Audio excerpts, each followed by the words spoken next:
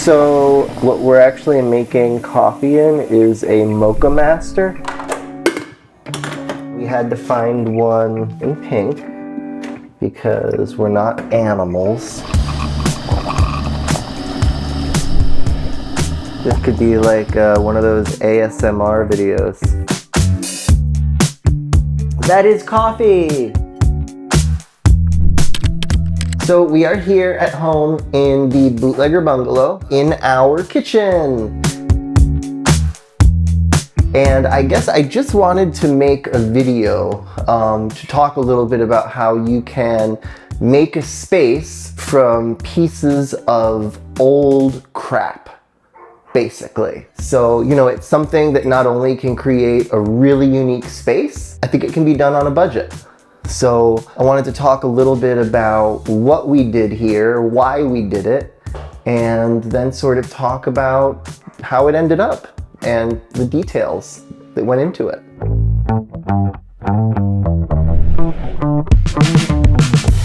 I have seen many kitchens and this was rough. So to kind of give you an idea, the kitchen was, first of all, like half this size. Oh, it was terrible. There was like the fridge, the washing machine, and the stove all in this horrible little triangle. And it was designed so that you would basically, like, you know, drop your laundry in your soup as you're trying to get to the thing. But yeah, functionally it was terrible. Aesthetically it was horrible. At one point in time, the house had rats.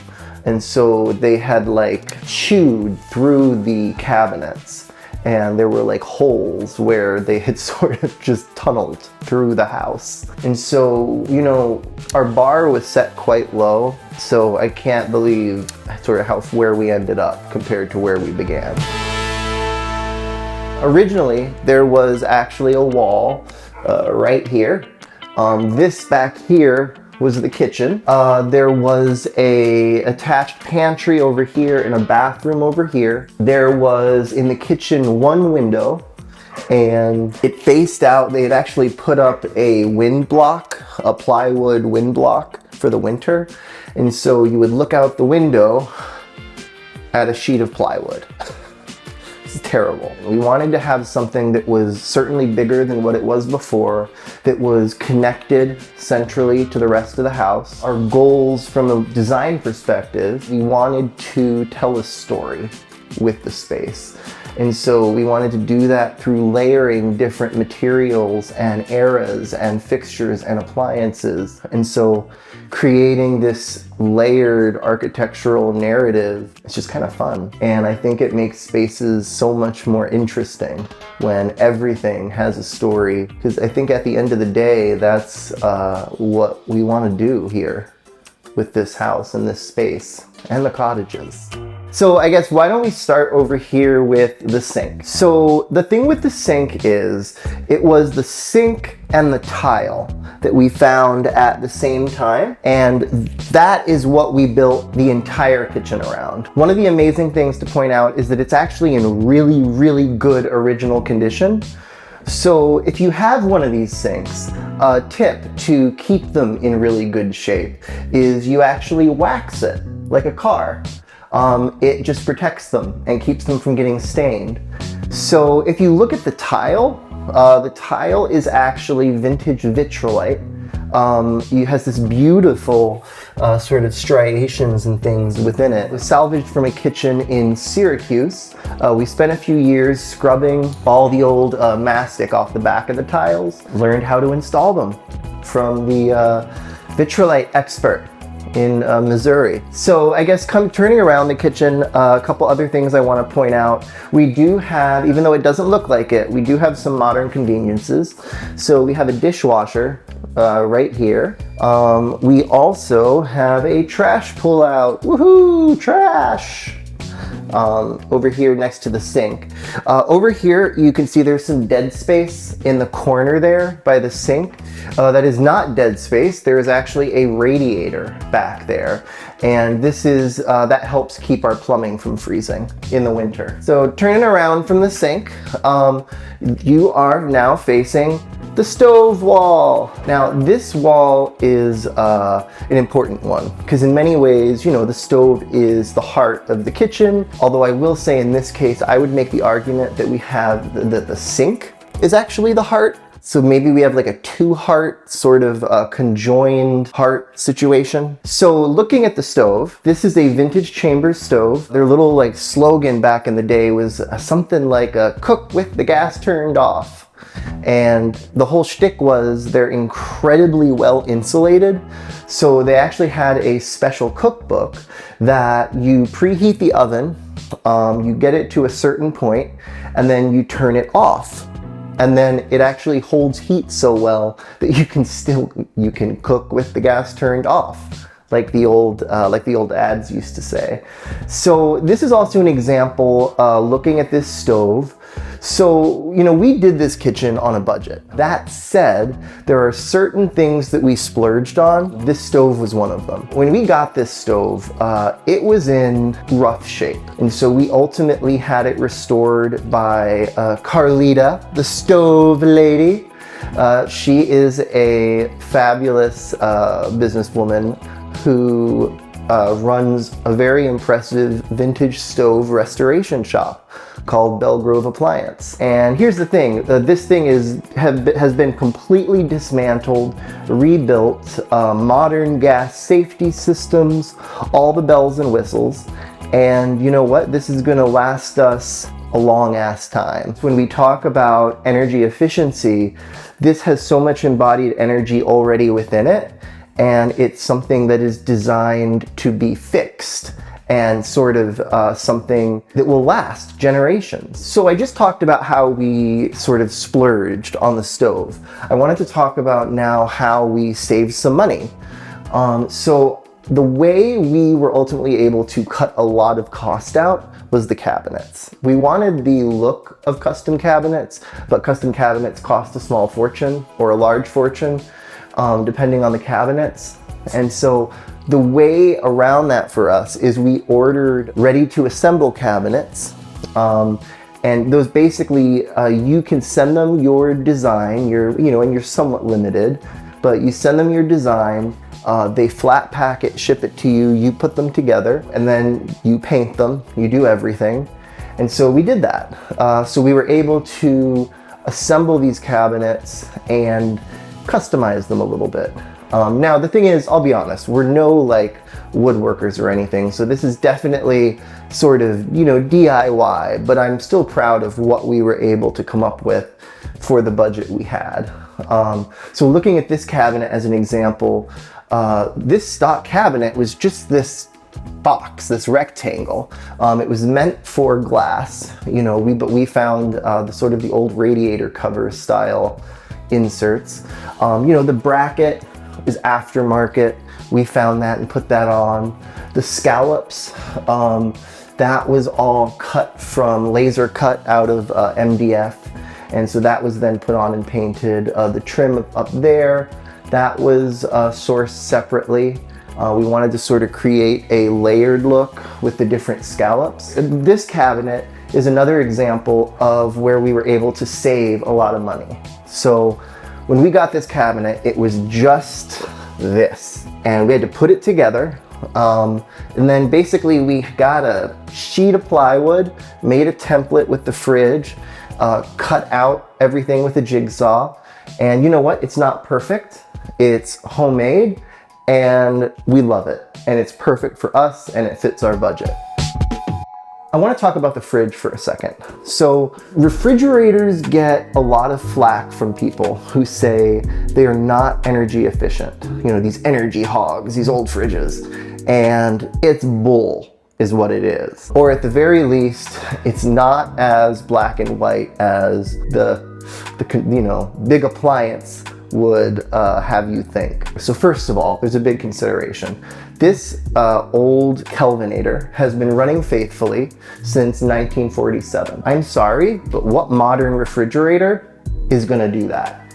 And so that has kept how many refrigerators now out of the landfill. And the other thing is, when it comes to energy efficiency, it was only once fridges became frost-free that they sort of became energy hogs.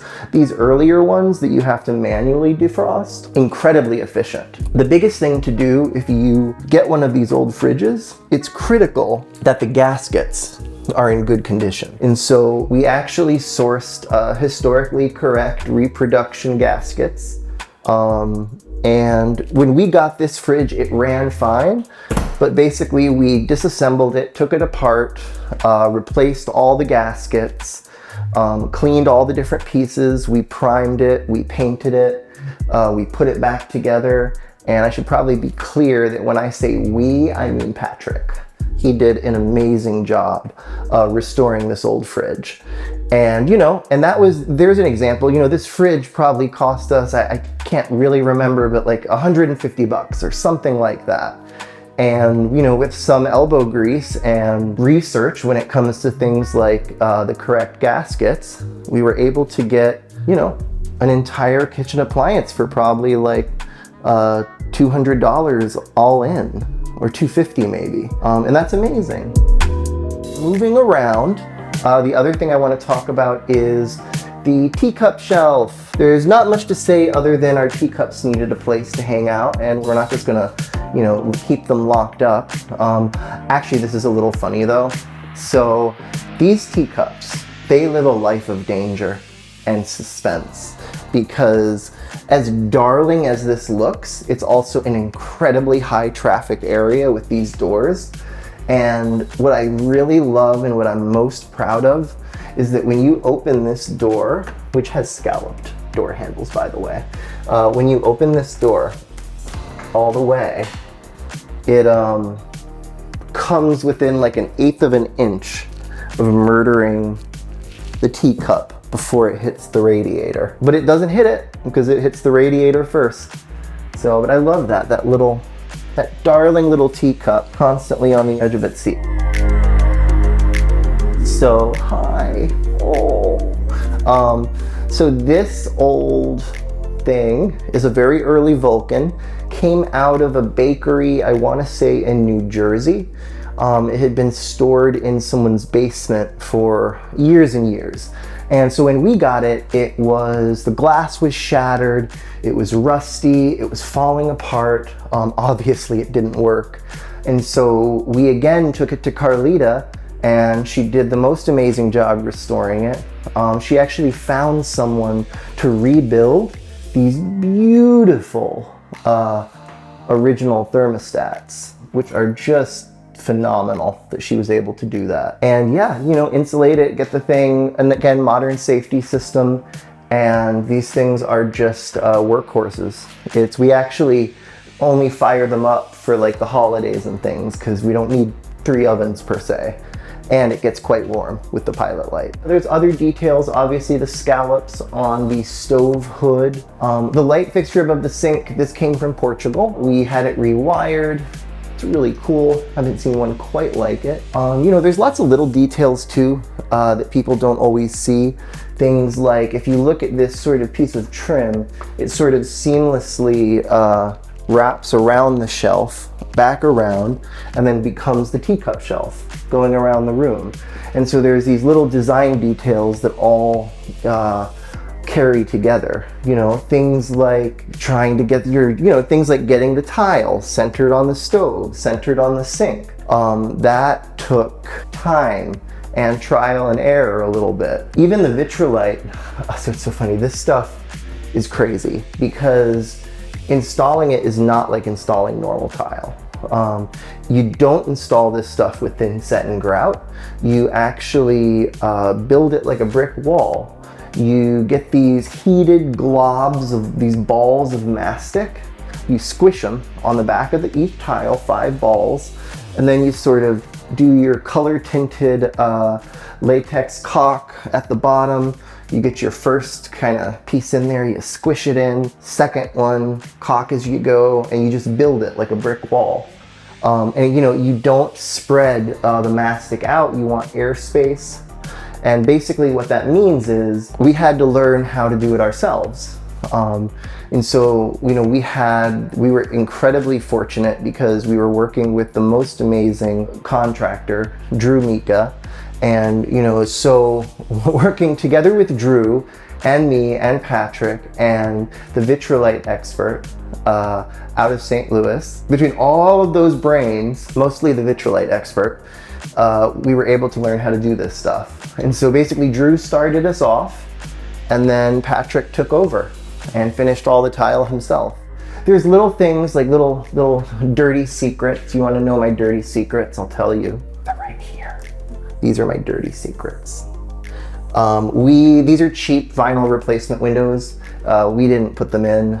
I hate them, but we had them. We didn't want to replace it. It's fine for now. So I wanted the look of sort of that old foursquare look where it's got the multi-panes over the single, like the house, you know, might have had originally.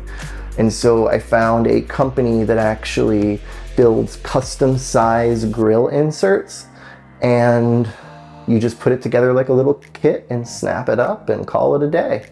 And it just totally transformed that window together with painting it. It's very important that the window was painted with everything else to make it feel cohesive, and you don't notice that it's a shitty vinyl window for the most part. These windows are all new.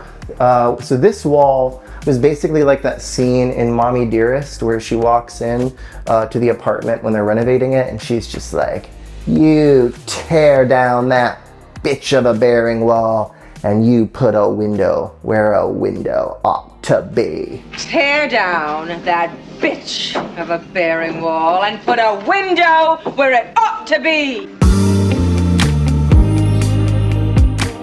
So these are my babies, and I have a thing for vintage anthropomorphic salt and pepper shakers that are vegetables. So you can see we have our little band here with the girls. They greet me every morning, and then the rest of them are actually in prison.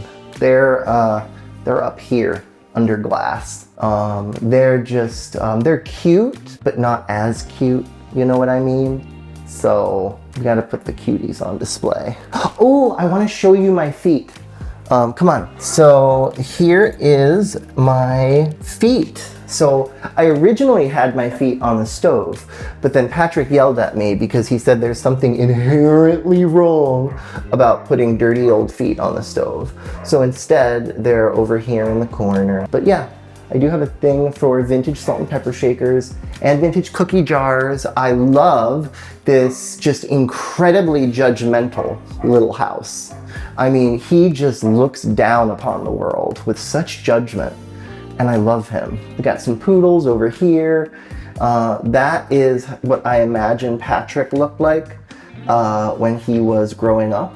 I imagine that was him sort of frolicking to school in the morning. Oh, these are fun. This is a vintage China Franciscan Starburst. Gorgeous set. I got it from Two Old Ladies for like $100 in my teens, and yeah, just love it. One of my favorite pieces of this kitchen is this door.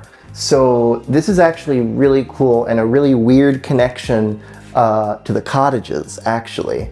So this is the original door, or one of the original doors, from the inhalation bathhouse. And so I actually bought this door at an architectural salvage shop about 10 years ago. The owners of the bathhouses were sadly gutting the structure of a lot of the historic materials. And so they got rid of the original etched glass doors. And you know, what's amazing is you can actually see it in one of the old photos of the building. It was the fountain room where they had them. So this was the gentleman's inhalation room. I got that about 10 years ago, dragged it with me to my home at that point in New York, then dragged it to Baltimore, dragged it to various homes in Baltimore, to my mother's garage, then back up to New York, where we were ultimately able to put it in this house. And the crazy thing is that that was the bathhouse that the cottages, it was part of the cottages resort. It's not something that's not part of our property, but at one time they went together. And so, yeah, if you were staying at the Pavilion, you very well might have gone into the inhalation bathhouse, which was at the time sort of the modern, hep new thing. So what I would say is, as far as advice to someone looking to create a new space out of old parts like this, I would say take your time and don't be afraid of doing things a few times until you get it right. I didn't mention this before, but that's the second refrigerator that we have, because we got the first one, it was vintage, it was fabulous, and then it didn't work. And it was a very tough decision, but we sold it and drove to Indiana to get the other one because it was the correct trim package and door handing and shape and model and all that stuff. So take your time, find the right stuff. You can use color to tie things together. And the thing is, there's something so special about vintage materials. You're just not gonna get that with new stuff. When it comes to things like sinks, it is worth it to pay more and get a vintage sink in excellent original condition than it is to buy one that has been refinished. A lot of people will say they've refinished a sink or had it professionally refinished, and regardless of sort of how that may have been done, it's not going to be as durable as the original porcelain finish. And so, finding a vintage sink that doesn't have rust stains, that is in good condition, is like the holy grail. So when we first got this kitchen finished, the true story, there was I forget where, but there was some sort of kitchen renovation contest. And so we were gonna enter, of course, and I get to the end of the requirements for joining, and it goes, one last thing, all appliances must be brand new to promote energy efficiency. Let me tell you, that toots my horn. It is infuriating because the greenest appliance is one that already exists. This is a stove that's not in a landfill. This is a refrigerator that's not in a landfill. And now that we have replaced the gaskets, it uses less electricity than a modern one. This stove is so well insulated that it uses less gas than a comparable stove, a modern stove of the same size. So it's this whole argument of energy efficiency. I think that vintage appliances can absolutely be energy efficient and sustainable. And in some ways, I think that by restoring them and preserving them, that is the greenest thing we can do. I will say there are certain limitations. When it comes to things like refrigerators, the one thing I will say is they're much smaller. So for modern living, a lot of times what I do is, like in this house, for example, we actually have a modern, just sort of a cheap modern fridge tucked around the corner, hiding away in the pantry. So there are creative workarounds if you find that there are certain limitations like fridge size with vintage appliances. Don't be afraid of color. When we did this, it's like we just wanted color. We wanted a space with opinion, and I think we got it. Oh, don't be afraid of mixing greens. This was like a whole thing. When we got the sink and the tile, we loved them both, and we really weren't sure if they went together, because it's like they're similar grains, they're both minty, but not really. This one's more jadeite, this one's more arsenic, and so it was a really big struggle initially of are we going to do this? And ultimately we just sort of committed to forcing these two greens together, and it worked fabulously. We found this is actually a Faro and Ball paint color called arsenic green, and it is just a perfect match to the sink. Very authentic vintage color. We matched the refrigerator to the tile to kind of tie those two things in together. And again, we have more greens on the floor. The nice thing about the color green is green is like nature's color. It goes with anything. Sometimes I've been told, we do a lot of pink and green. I like pink and green. So everyone, thank you so much for watching. Let me know what your favorite detail is of the kitchen in the comments below. Don't forget to like and comment and subscribe. and I will see you guys next time. Bye.